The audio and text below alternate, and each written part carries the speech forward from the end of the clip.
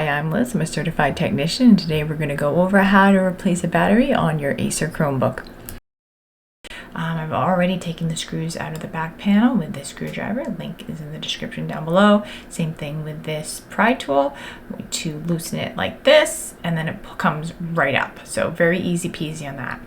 Now, one very essential thing when you are removing a battery that not everyone thinks of is make sure that it's one of the first things you do is unplug it, because you don't want power running into the board and then you run the risk of accidentally shorting something because the board is live. So first thing we do is I'm going to grab this by the little tabs on the side, not by the wires, ladies and gentlemen. Everyone wants to grab those wires, but that is the number one way to mess it up.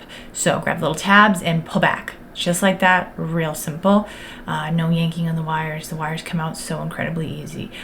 This particular battery does not have any screws. On a lot of them, you would have to remove screws along the edges. But with this one, it's really easy, so that's great. All you do is set it in place. Love that. But usually, yeah, you'd have a couple of screws around the end to remove. This particular one you do not. So you would set the new one in like so, and then you would go ahead and you would gently push it back in. If it resists, look and see and check the angle, because you don't want to bend one of the pins on the inside. So I'm going to close this up, and from one egghead to another egghead, this is Liz signing out.